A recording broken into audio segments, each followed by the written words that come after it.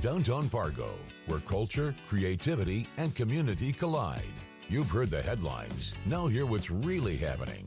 Bringing the best of Broadway direct to you. The stories, the people, and the places that make downtown the heartbeat of our city. This is Rocky's Downtown Hour with Rocky Schneider. Hello, everyone, and welcome to Rocky's Downtown Hour. If you haven't noticed, I am not Rocky. This is Austin Foss, and I have the pleasure of guest hosting this hour with you for this episode.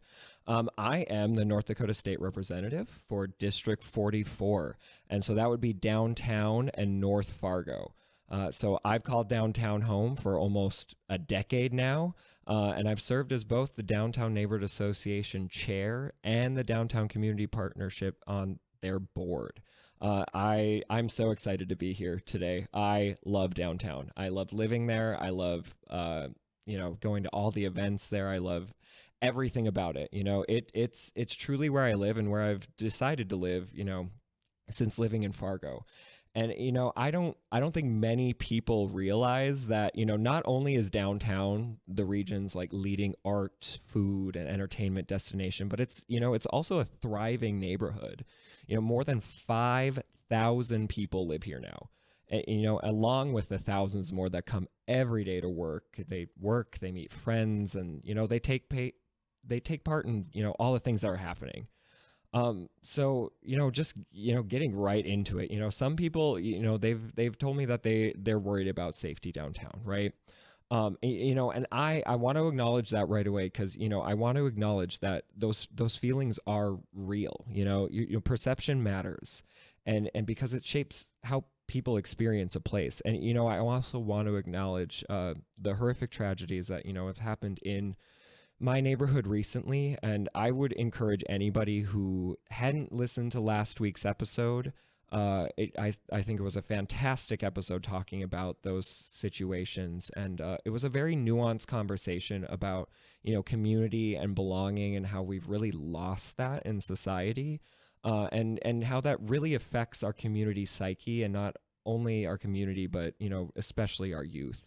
And I'd encourage anybody to go listen to that episode.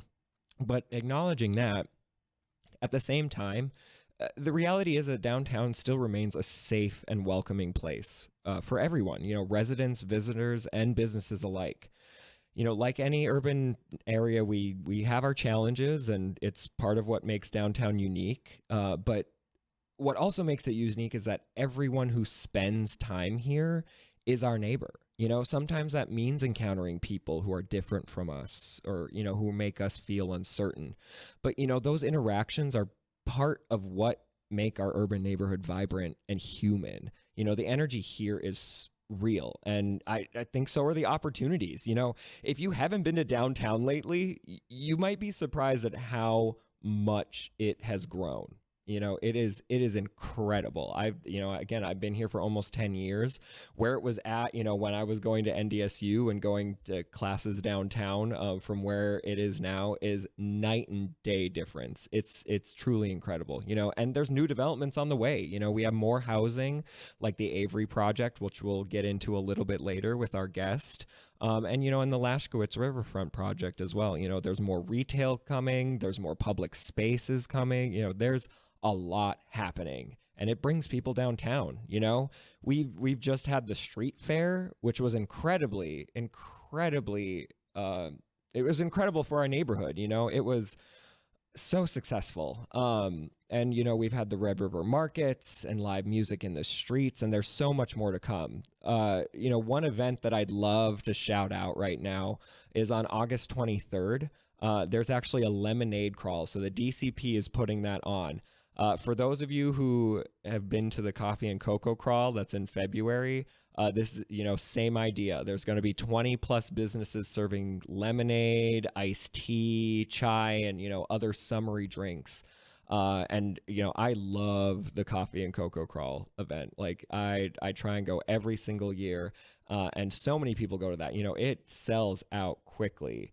And it's, part of it is because you get to see all of these businesses downtown, all of these incredible businesses, but you also get to walk around and, get some free cocoa at that event and some free lemonade here. And also not only do you get free lemonade, but you get a handcrafted glass from Living the Dream Pottery. So if you're interested in this event, tickets are available now at downtownfargo.com. And if it's anything like the Coffee and Cocoa Crawl, those tickets will sell out fast. So be sure that you get those right away. So for today's episode, I want to focus on one of the things that, makes my neighborhood so vibrant, and that would be the arts. And when I say the arts, I'm not just talking about paintings or plays. I'm talking about the heartbeat of a community. These are the places that we gather. It's where we laugh and cry together. It's where we're reminded that we're more than just people rushing from one errand to the next errand. It's not just entertainment. It's what makes life richer. Food keeps the body going, but the arts keep the spirit going, right? The arts are part of our social infrastructure. Last week's episode, we were talking about this loneliness epidemic, and, we need to find more community. The arts are part of that. It just like roads and bridges connect places, theaters, museums, libraries, and concert halls connect people. And when we lose those spaces or neglect them, our connections fade. Our social life thins out, and we lose something truly essential.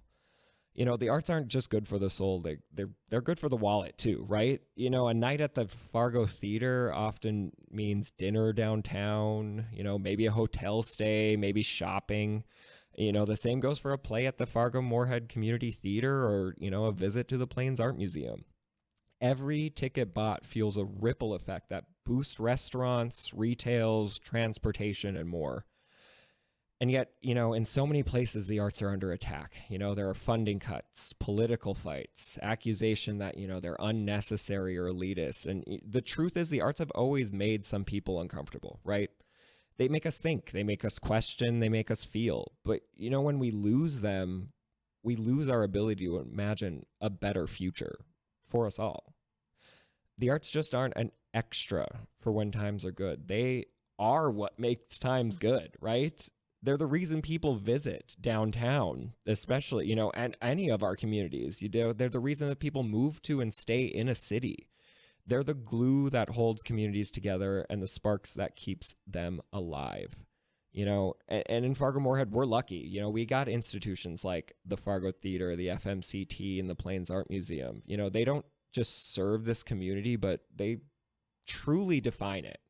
And I'm so excited to be speaking with individuals from each one of those places today. So over the next hour, we're going to hear from people who bring that spark every single day. And, when we invest in the arts, we invest in our shared community. So coming up next is Judy Lewis, actually from the Fargo-Moorhead Community Theatre. We'll talk about the Avery Project and how it's going to transform downtown's NP Avenue into a hub of culture, housing, and community. Stick with us. You're listening to Rocky's Downtown Hour. Hello, and welcome back to Rocky's Downtown Hour. I'm your guest host this week, Austin Foss, and with me right now is Judy Lewis, the Executive Director of the Fargo-Moorhead Community Theatre. Yes. Thanks for being here, Judy. Oh, thanks for having me, Austin. I'm so excited. I'm so excited. Yeah. I'm so excited. I think there's a lot of good things happening with the FMCT. So many good things to talk happening. about. Yeah. Yes. So for those who maybe don't know, do you want to give a little overview and maybe history of what the FMCT is? Well, yes. FMCT has been in the community here for 79 years. Bev Halverson was going to NDSU, and she was about to graduate, and there was not one theater program outside of the NDSU program. And so she talked to June Dobrovich and said, I'm never going to be able to do a show again, ever. And June said, over my dead body. I love it. Right? Me too. So those two women went around town, got support, literally the support of the entire community, and started the Fargo-Moorhead Community Theatre. And now here we are 79 years later doing the same thing that those two women wanted to do. Oh, I love it. I love that we've continued to support this, amazing organization. And I think I mean, I know it's important to this community, Right. and I think many others do. Absolutely. I think, when you were talking in your monologue a little bit about the arts, it is absolutely a record that we were here. When when you think about the design of a building, it wouldn't exist without an artist who imagined that drawing, right? Right. And all of the arts, everything, it shows who we were, who we are today, and who we're going to be. And all arts do that. Yes, amazing. And speaking of going to be, Yeah. exciting things happening for the FMCT. exciting. You want to talk a little bit about the Avery Project? Yes, this afternoon at 2:00, we are going to do the first song and dance on the stage there. yes. We're going to film it, and so we'll put that on our social media as fast as we can. But it's so amazing. We're building a building right there between the OB and the NDSU Renaissance building. Yes. And it is a 420-seat auditorium, a beautiful stage, 49 feet opening. It's got the thrust just like the old theater in the park had.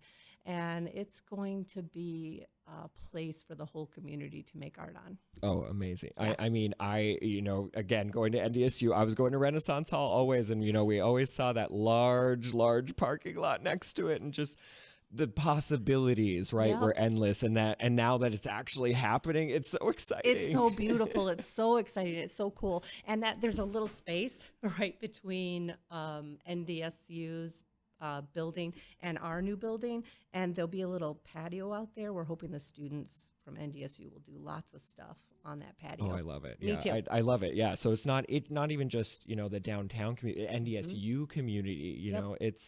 it's really going to bring everyone together, right? That is the plan. That's the goal. I think that it is our responsibility as people, especially people who have been in the community for so many years, to keep downtown thriving and safe.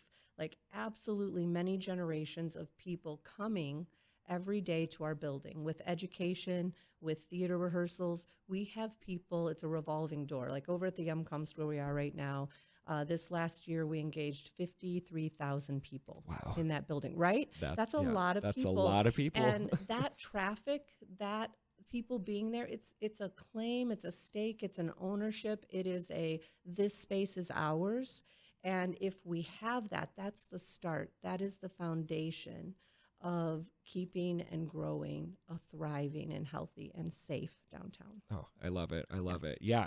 Do you want to talk about a little bit about the logistics? So I know many people, it's always a complaint, parking, right? It's like, oh, we're going to come down to the theater. Oh, it's parking. It was the bane of our existence Oh, yes. for so many years. Yep. You got to park down that slippery cement thing and then walk up the treacherous cement to get across the street into the park to the theater. No more. Right next to it, and there's even a little door that goes from the parking structure that has like 480 parking spaces in it. Perfect. Yay. Yes. So you'll be able to, you don't have to go outside. You can just come down there, come right into the theater. Now, if you're brave and you want to walk out on the beautiful sidewalk, do that. In the winter, I'm not that brave. So it's awesome to get to park my car and then just go right into the theater space. Amazing. Yes. And so what is the timeline on that building? Okay, so this October, we will get the keys. We will be the proud owners of a lot of cement. So the core and shell will exist. Kilbourne will hand that over to us. And then McGough Construction, who are just some of the best people on the earth, will then build out the inside. And that will take between 12 and 15 months. And then we will open the doors to that beautiful new space. Oh, it's gonna be so great. I mean, It is. not only did the community, but like that specific area, if we're really talking like micro community, Right. that specific needed it. So much. Yes. It is. It's expanding where downtown is, and it is both expanding and making it smaller at the same time, right? Because we're filling it up with good things. Exactly. Yeah. No, exactly. Yeah. I'm so excited. I can't imagine how excited. Oh my you are goodness, about I the can't wait. When we project. take those people this afternoon at 2:00 when we're filming, Yes. the very first song and dance that's ever going to happen on that little stage, I'm taking Sharpies so that they can all write their names and the date. Even though we'll never see those things, we'll all know that their names the first people They'll who be ever there. did anything Yeah. on that stage. Yeah, I Yeah, love it. it's Yeah, exciting. and it, like you were saying, I mean, it's taking ownership. It's taking Absolutely. ownership, not only, you know, the players and the people part of the organization, but I mean, the community is really going to take ownership. Like I mean, it's my neighborhood. I love it, and I'd love a little bit of ownership, you know, in it too. Yeah. I'd love a little bit. So when are you going to come do something on the stage? I'm going to write Oh, the yeah, date you're down gonna in my write- book. yeah. Yep, that's right. It needs to happen. Love it. Yeah. Yeah. So I know we touched about it a little bit, you know, and I did it in my monologue, but I you know, I want to know what the arts means to you personally, Judy. To me personally, it is history. Yeah. I love to write. I love when I get to watch artists begin something and then the middle of it when they're going through it, and it's so hard to find your way to the thing you're trying to express. Yeah. And they fight to be vulnerable, and they fight to be connected to other human beings. So for me, it's about connection. It's about touching another human life. It is about creating the history of who I am every day with the people who I live with. And then when you're sitting in the audience, it's been a lot of years since I personally have been on the stage performing, but when you're in the audience and something happens on the stage that moves you, and with people sitting right next to people you don't even know, you start laughing together. And you're like, ooh, we have more in common than we are different. Yes. That something happens on the stage and you start crying at the same moment, you know, and all these guys in their athletic shirts are going, you know, wiping their eyeballs. And I'm like, yes, we are exactly the same. Yes. Even though we don't realize how much the same we are. We are built, we have the same hearts and the same loves and the same passions and the same need for community. Right. Yeah. No, we're more alike than we are different. Absolutely. And the arts can really show that. Yep. Yeah. I love that. That was so eloquently put. Thank you, Judy. Thank That you. was so good. Yeah, it's a passion. Can you tell? Yes. Yes. Yes. Like, we'll be together, doggone it. It kills us. We're going to be united. That's the goal. I love it. And so, just a couple, 480 spots, I think, at that ramp, 400 seat, right? 420 seats. Yes. Very nice. Yeah. Beautiful. Yes. Exactly. Yeah. Is that on point with where it was at the Young Comp Center? There or were, was it? in the Yum Comps, we only have 191 seats, so right? much. At the old theater in the park, we had 360 seats. Perfect. So 420, I think, is perfect for this community, and it's Perfect. just the perfect size to feel intimate. It's only going to be like 7 rows of seats because of the thrust. Yeah, So you yeah, will yeah. feel like you are just with it in There. it. Yes. Yeah. Love it. Me too. Love it. And so how can the community support the FMCT, through this process, through, moving and just into the future, right? Yes, absolutely. Well, there's lots of ways. Volunteering time, money. I will always take some money. I think we have just gotten ourselves past the finish line to get to the place of occupancy, but all the bells and whistles, we still have a little fundraising left to do. One of the things that I haven't really, this is the first time I'm going to talk about this. Oh. I want to put on the floor pennies. So I'm going to do a big penny drive. Everybody who brings at least $10 worth of pennies to the theater will have their name written in those pennies somewhere on the floor. And if you that's haven't ever fun. looked at what a penny floor looks like, it is stunning. So we're going to have some artists design some different designs and come in and actually lay those pennies in, and then we'll epoxy it. And that will be in the main lobby on the floor. Oh my gosh, that's incredible. Well, sign me up for that. I know, wouldn't it be fun? You I can't signed me wait. up for 2 things I today, know, I Judy. got you working. There's plenty of room. Oh, love it. Well, again, thank you so much for being on here. it was a I'm delight. so excited for the Avery Project and Thank for you. the future of FMCT. It's gonna be great. Yeah, it is. It's gonna Thanks be great. so much. Thank you. Mm-hmm. After the break, we're gonna shift to visual arts and public art in downtown. I'll be joined by Aaron Shapiro, CEO and director of the Plains Art Museum, to talk about their future plans and their role in making Fargo a true art destination. This is Rocky's Downtown Hour. Hello, and welcome back. This is Rocky's Downtown Hour. I am guest hosting this week. My name is Austin Foss, and I have the pleasure of introducing Aaron Shapiro, CEO and director of the Plains Art Museum. Hi, Aaron. Hi, Austin. Thanks- Happy to be here. Oh, thanks for coming. Thanks for Absolutely. coming. So let's, for those of you who don't know, I don't know how you wouldn't know at this point, but for those of you who don't know, do you want to give us a little bit overview of what the Plains Art Museum is? Absolutely. So the Plains Art Museum, we're right downtown on First Avenue North, and we are actually the largest and only accredited art museum in the entire state of North Dakota, which crazy. is absolutely incredible. It is. We're actually only one of 2 states in the United States that only have 1 accredited art museum. So it is truly a big deal. It's something that, the residents of Fargo and Moorhead should certainly be proud of, that we have this caliber of an art museum right here downtown. And for those of you who don't know yet, we are free and we are open 7 days a week as well. So we're incredibly accessible and really proud to be able to serve everybody every day of the week, and really provide that access to the arts here in the region. Yeah, no, incredible. And I know, I've been here long enough that I knew it when it wasn't free, and when it started that. What do you know? What year it started free admission? I feel like it's been a few years. It has been a few years now, 2016. So yeah. I mean, it's been a chapter, but people don't always realize. No, and exactly. it's incredible. I mean, this is truly a community space, and that anybody can access, right? Absolutely. We say we want to serve like a public library does, actually. Right. So we're here. You can stop in on a lunch break. You can come in for 15 minutes if you're just walking downtown and want to get inside for a few. So, we really are there for everybody. And there's always going to be something to enjoy and to appreciate. Our exhibitions rotate regularly. So come on by. There's always something new to experience and new to see. Love it. Love it. Love it.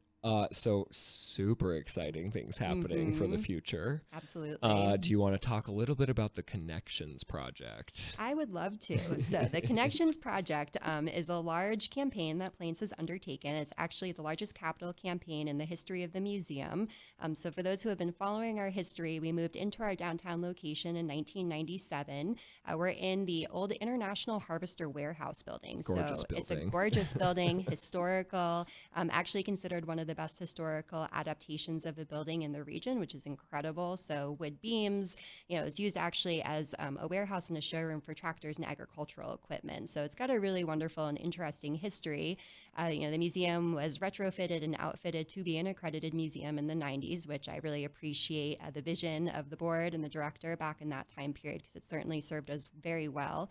And then in 2010, some people may be aware that is when we acquired the building next to the museum, and we had a campaign and created the Catherine Kilbourne Burgum Center for Creativity. So that is our studio wing, which is also incredible, fully functional, high-volume ceramic studio, 2D studios, print shop. It's really rare to have that level of studio space alongside an accredited art museum. So we feel really fortunate to be able to really have the best of both worlds, looking at art and making art at the same time. And that impact, it's really hard to calculate. It's fantastic. So that brings me to now and to our time to really make a mark on the arts in downtown Fargo with the Connections campaign.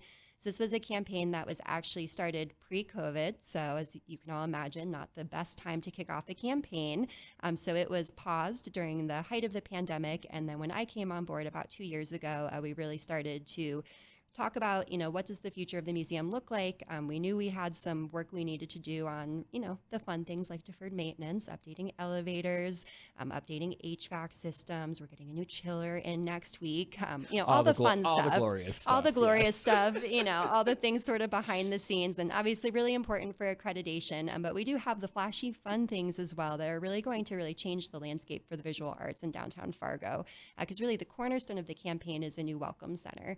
So if those of you can kind of picture the footprint of the museum, we have the museum proper and the studio building connected by a sky bridge right now, which has served us well for the last 10 years. But our intent is to create, in essence, a giant glass cube that's going to connect the two buildings to each other, and it will reorient our entrance onto First Avenue North.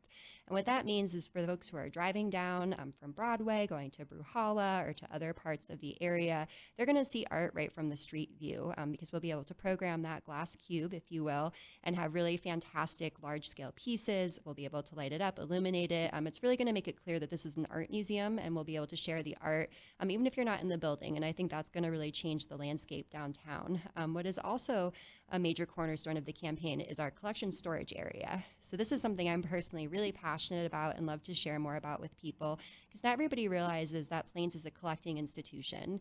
And a collecting institution means that we acquire and collect artwork that we then preserve for future generations. And I really consider that, a major part of our mission. So we have our exhibitions and our community programming, which is our front-facing work that we do in the immediate.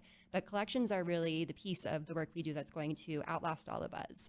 The art collection is going to be there in 100 years from now, 200 years from now. So it's a really crucial part of the work that we do. And we're out of space as it stands now. We have over 4,000 works of art, sculpture, printmaking, mixed media, everything you can think of. We've got it. It's down in our vault in our basement. It's our highest secured space, so fully climate controlled, secured. And we're actually looking to double the square footage of the space and create what's called an open storage system, which is something new and trending in museum design.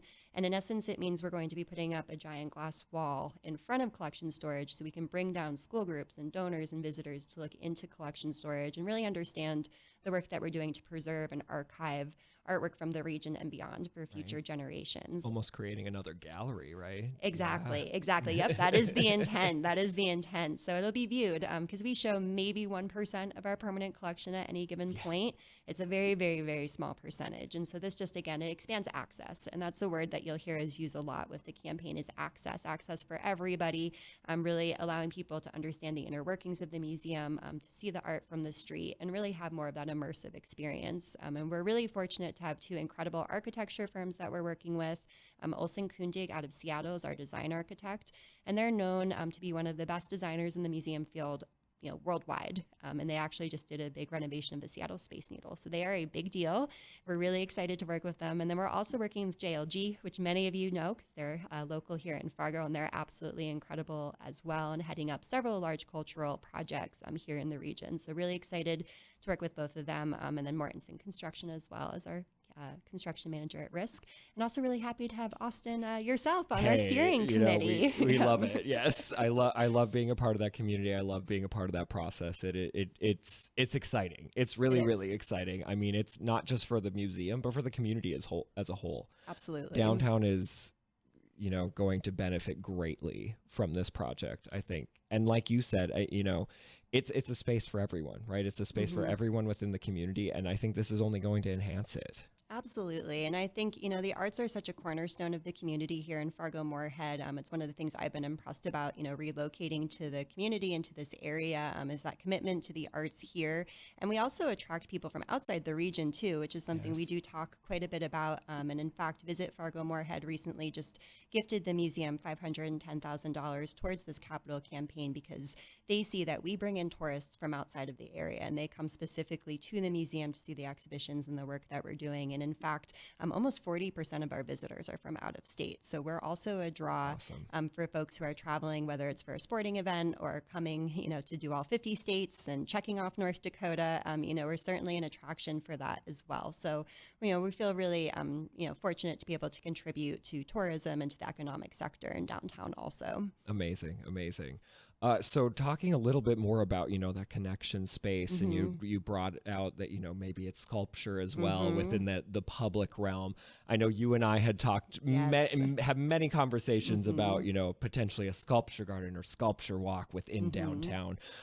Do you want to just go into a little bit about, how that could be created downtown, or, how, public art really enhances a community? Absolutely. So yes, Austin first came to me, I think it's been almost 2 years now at this point. It has been a minute. And we've been talking about it for quite a while. And it's an exciting conversation, really thinking again about the future of Fargo and how we can integrate the arts more so into the community. And we do not have things like a sculpture garden or a sculpture walk right now. And, I know Austin and I and many other community members agree that this would be something that would be really beneficial to the community. So in the redesign of the front entrance of the building with the new Welcome Center, we're looking to have sculpture out front and also in our back patio area. So right now we have a sculpture pad and we have a piece on rotation from one of the 3 colleges. And that's all we are currently doing as far as public art within our footprint downtown. So this will be a first step towards starting to have some large scale works commissioned by sculptors in the region and beyond. And I think the community is going to really appreciate that. And I hope that it will serve as an inspiration so we can start to have larger conversations about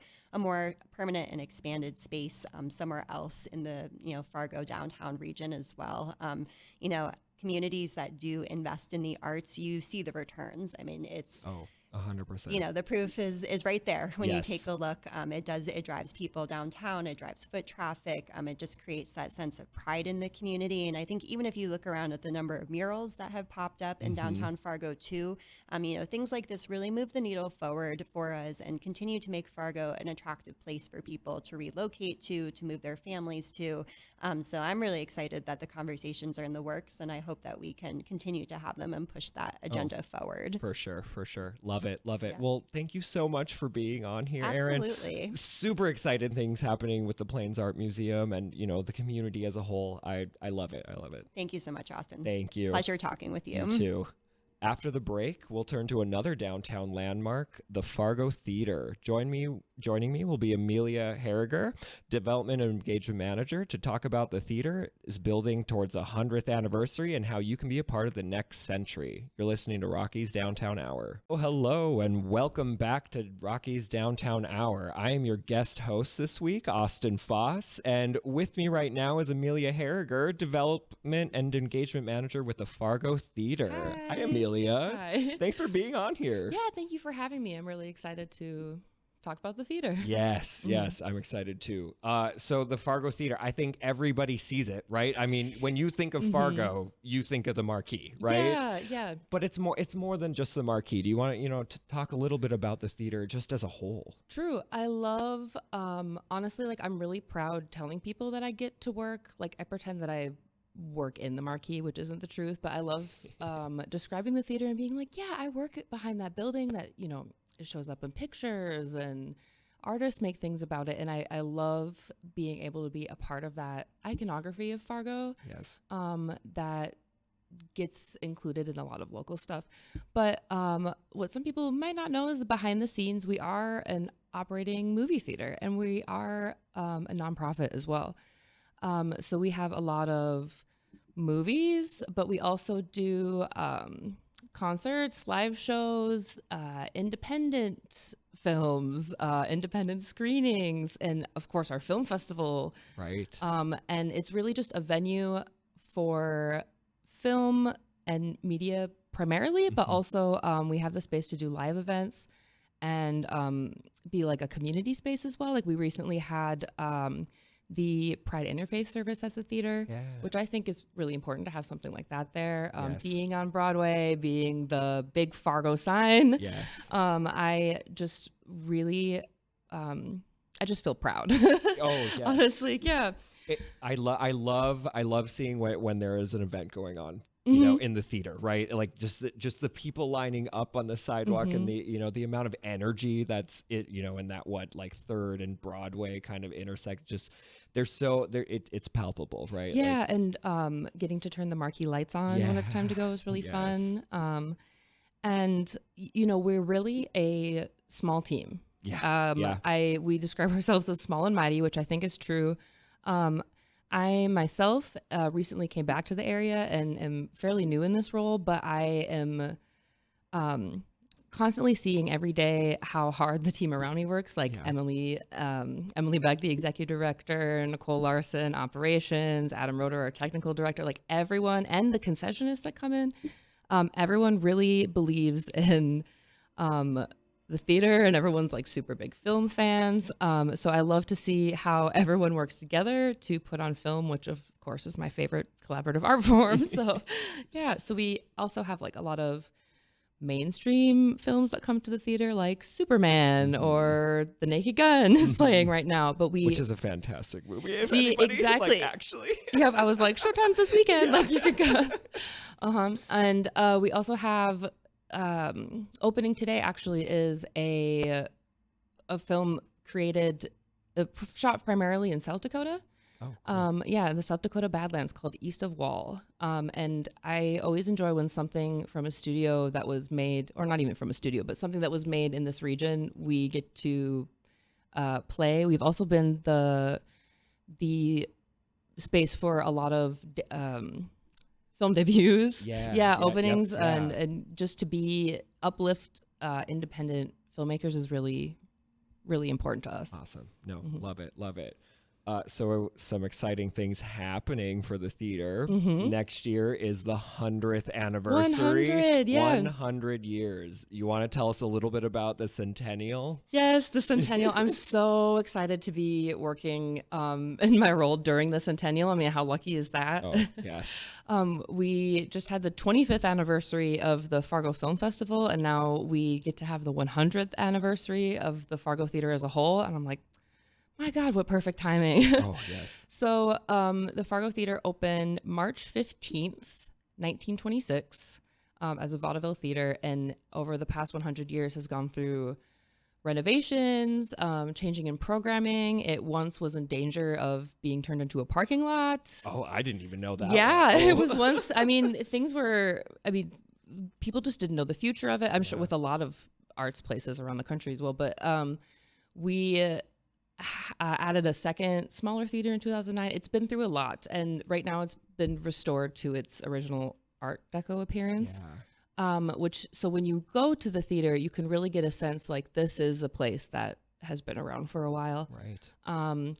We are every day thinking of and planning and working on what we can do to celebrate the theater. So we're going to have events, film series, and really figure out how to make the community a part of the Fargo Theater as well. And part of that is our membership drive that's happening right now. Yes. Yeah. I get to do a lot of work with that. As a nonprofit and as a Fargo Theater member, you're truly contributing to the legacy of like the arts in Fargo. And just something I wanted to talk about briefly as well is like how much our members impact what we do each day. Yes. And how the people who come into the Fargo Theater bring their own ideas, arts, their film opinions, their show opinions, negative, positive reviews. And we get to hear a lot of talk in the lobby from folks. So we're trying to make sure that, you know, we have the people at the forefront, like of the Fargo Theater marquee sign. Right, yeah. Right. I mean, it's true. You get to truly be a part of something, right? I mean, the community as a whole has always been impacted by the theater and really being a part of it. But like, you can actually be a member of the theater, which is crazy. And we have like a bunch of new perks and stuff like that. But Yeah. also specifically this year with the 100 years, we're going all out. Like we want it to be great. And we want to make sure that as we set up and prepare for the next 5 years, next decade, next another 100 years, that we're strong and we're ready. And right now we're in a good position. We received grants from the FM Visitors Center, from from the Arts Partnership and other local grant making activity. And that makes me really proud to say, because I feel like it shows that we're a place that people in North Dakota care about. Yes. And we're a place that deserves to have that sign hanging out in front and deserves to throw these events. Yeah. So keep an eye out, Fargo Theater website, social media, as new and exciting things, because really there's some truly exciting things happening behind the scenes that I just can't wait to see. Oh, yes. I mean, I'm excited. I mean, personally, I get to be a part of the 100-year anniversary too, as a newly elected member on the Fargo Theater board. So I'm stoked. I'm stoked. I think it'll be a fantastic year. And like you said, I hope we get another 100 years of the theater. I also too, not even exaggerating. I truly believe it's going to be there. Oh, 100%. It has been a community staple for all these years, and it will continue to be. Yes. I just, we're talking about the arts today. I just, briefly, what do the arts mean to you and for a community? For me, I think the arts signify collaboration. Yeah. I always say that people ask when you work at a movie theater like this, they say, what's your favorite part? Like, why do you like movies? Whatever. And like this. And I always say it's a collaborative art form. And that doesn't just mean film and movies. I think that art shows a want for expression and for art consumption. And if a community has a lot of artists of all mediums working and putting things out there, I think it really reflects that a community is strong, a community is proud and healthy and cares about where things go, even unrelated to the arts. Right. I just think it's a symbol, and I think I'm really happy that this is what you chose to focus on, because I want, like, it's so amazing to me how this kind of, I mean, Fargo's I always say it's a big, small city, or a small, big city, but we have a really fantastic art scene and a lot of really fantastic organizations. And I'm so happy that the Fargo Theatre gets to be included in that. I love it. I love it. Well, thank you so much, Amelia, for being on. Exciting things happening for the theater all around and for art and our community. I'm so excited. Thank you so much. Yeah, you're welcome. Thank you for having me. Thank you. Yeah, check out what's happening on fargotheater.com. There's a lot. Heck yeah. Heck yeah. Well, that wraps up today's Rockies Downtown Hour. A big thank you to all my guests for sharing their work and vision, and for all of you for tuning in. You know, Downtown Fargo is more than just a place. It's a community, and the arts are a part of it. I'm Austin Foss, and I've been your guest host today on Rockies Downtown Hour.